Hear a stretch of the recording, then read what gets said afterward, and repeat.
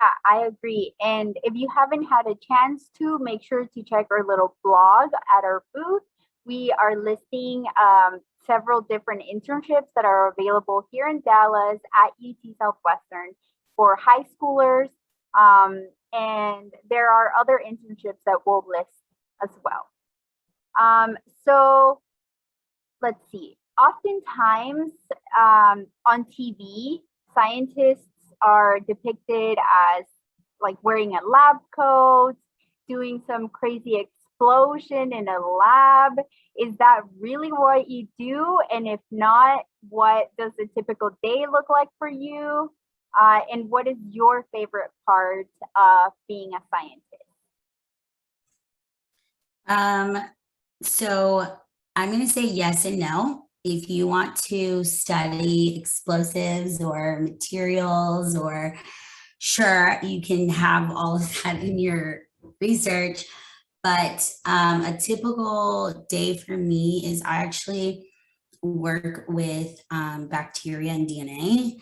So I am making gels, DNA gels, and separating and amplifying DNA to be able to engineer new proteins. I don't know if this is like too much, but actually, come and do like bench work, and,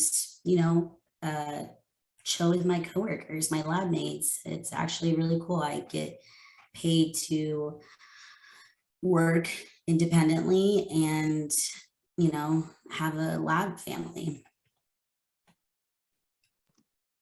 I guess I'll also add that's one of the reasons why I really like science is that you really get to choose what you can do in your day.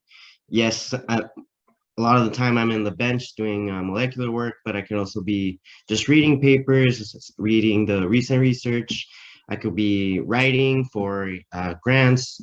I could be coding. Programming is a lot of what I spend my time doing. So I really get to balance stuff that I like to do. And if I get tired of writing, I could go work on the bench. If I get tired of being on the bench, I could go read.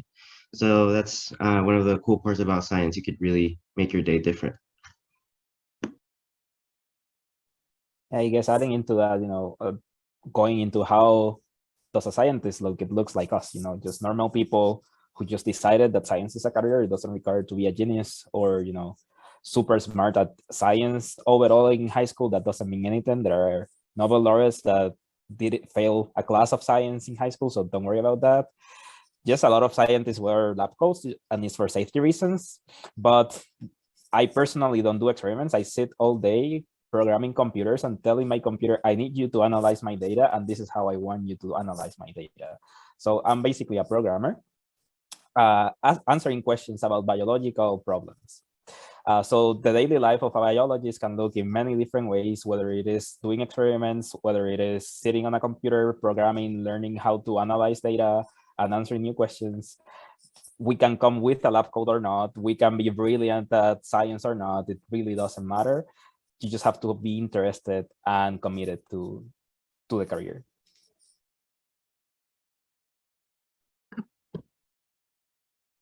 Okay, so to summarize this, I have one last question for all of you. My question is, what was your journey like? What was the process like for you? What are some things that you would like to share that you experienced along the way? And we can start with Carla, then Katia, Jesus, and then Carlos. Okay, so I've actually I feel like it's been like a really long path.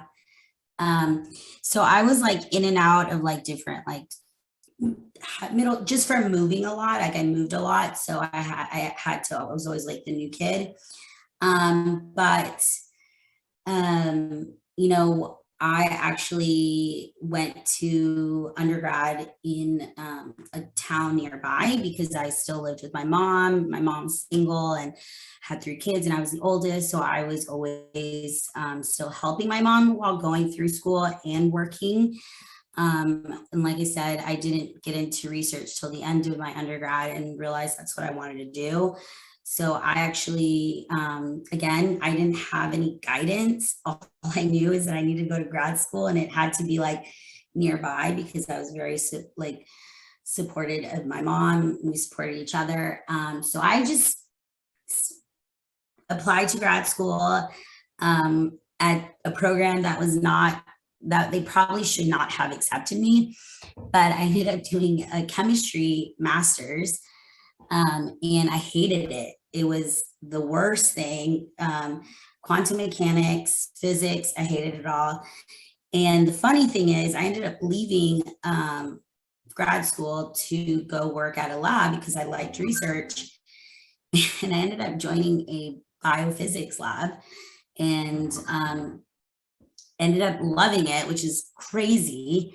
I guess I'm just more of a biologist, or like when it comes to chemical, like organic material or inorganic material, I'm not about it, but biological material, it's more interesting for me.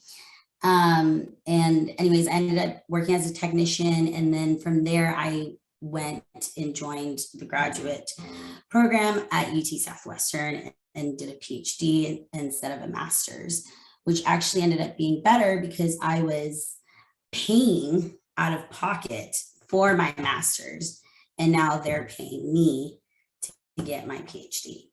So definitely do your research when you're trying to pick what schools you want to go to. Right.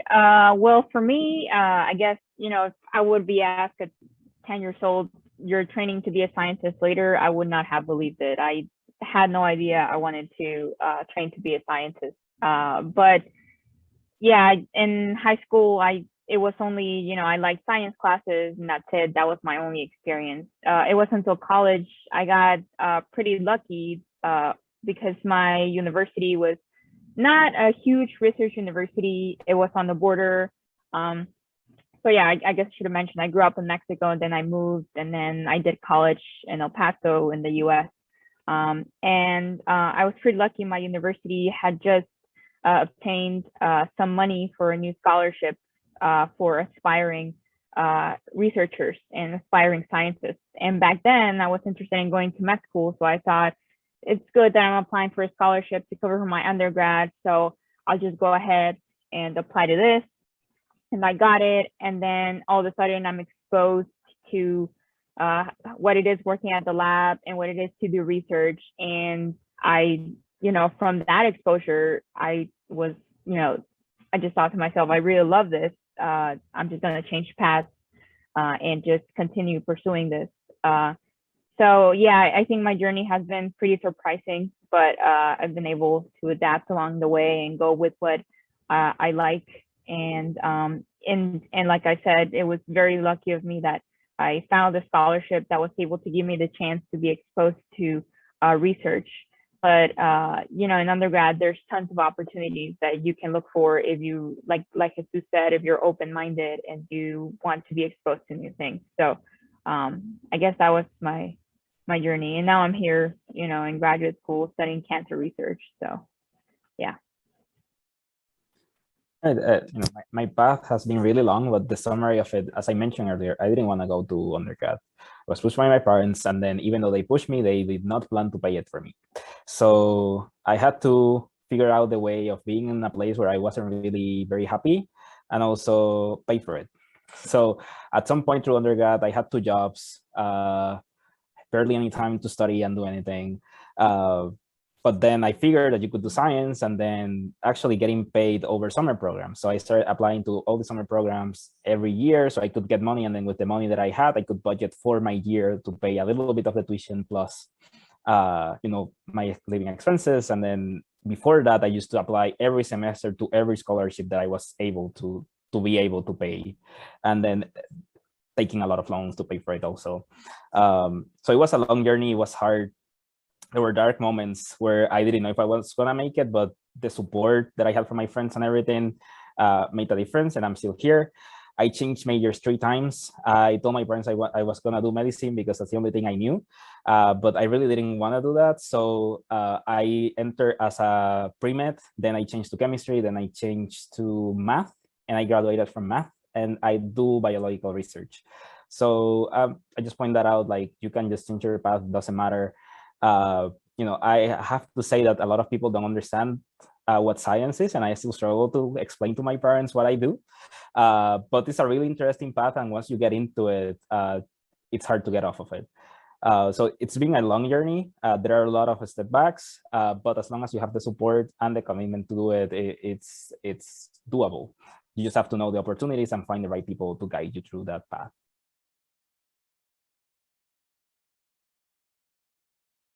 Yeah, I guess they pretty much said everything. I had a similar path where I was just really interested in biology and sciences, but I really didn't know what a scientist, how that path is and how to become a scientist. Like Jesus also thought the only thing I could do with biology is to become a doctor. And even in undergrad, even though I did some research, I didn't really deep do a deep dive into what are the next steps.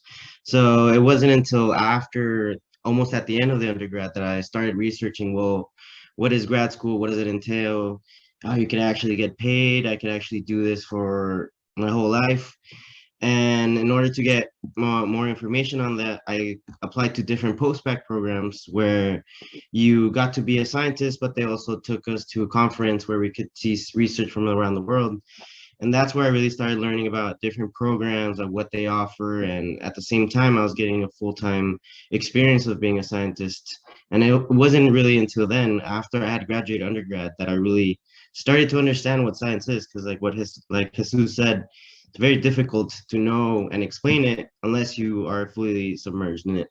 So I would recommend to anyone that's interested in science, the first step to take is try to find something that will take you in full time, do a summer program or something that you can do after you graduate high school, and that way you can really know what science is and if you really enjoy it. Thank you so much for sharing your experience. I think in summary, it seems like everyone has very different backgrounds. There's not one specific journey to becoming a scientist. You can have a lot of different backgrounds on what you study, how you grew up, where you came from. As long as you set your mind to it, you can definitely become a scientist. And I just want to emphasize what Carlos said again. Look for experiences. That is super, super, super important. You can study as much as you want in class, but actually going out there and experiencing it for yourself is going to be the most important thing. So thank you so much for tuning in and listening to us. Bye. Bye.